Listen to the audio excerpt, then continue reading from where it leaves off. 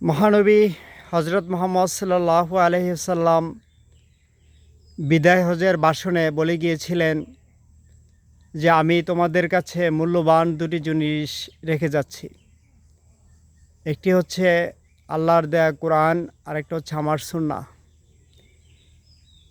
এই দুটি জিনিসকে তোমরা যদি ভালোভাবে আঁকড়ে ধরে থাকতে পারো, তাহলে পৃথিবীর কোনো শক্তি তোমাদেরকে অপমানিত, লাঞ্ছিত করতে পারবে না, অত্যাচারিত, নিপীড়িত করতে পারবে না।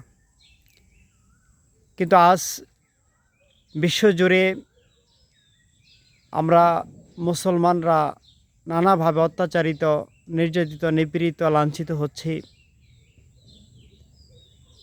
আমার মনে হয় যে আমরা কোরআন এবং হাদিসকে যেভাবে আমরা লালন করার কথা, যেভাবে আঁকড়ে ধরার কথা, সেভাবে আমরা লালন করতে পারছি না, সেভাবে আঁকড়ে ধরতে পারছি না।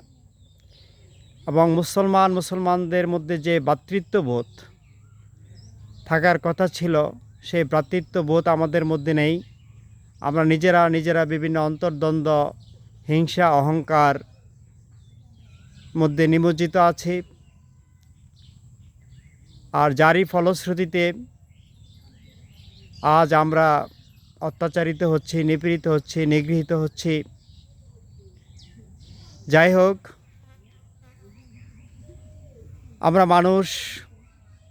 মানুষ মাত্রই ভুল হবে।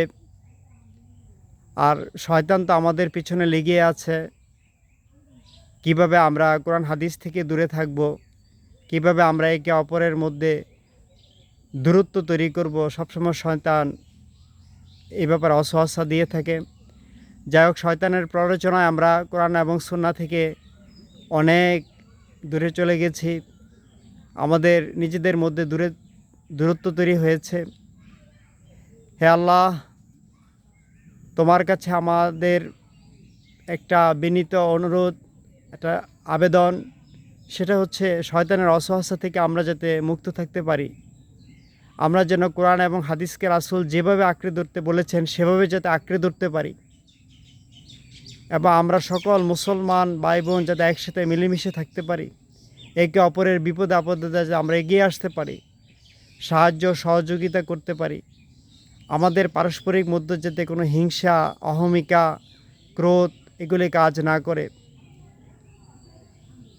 আমরা যাতে একটি মানবিক সমাজ প্রতিষ্ঠিত করতে পারি, একটি ন্যায়, ইনসাফ, বৈষম্যহীন, শোষণমুক্ত একটি সমাজ প্রতিষ্ঠা করতে পারি, সেই তৌফিক তোমার কাছে চাচ্ছি।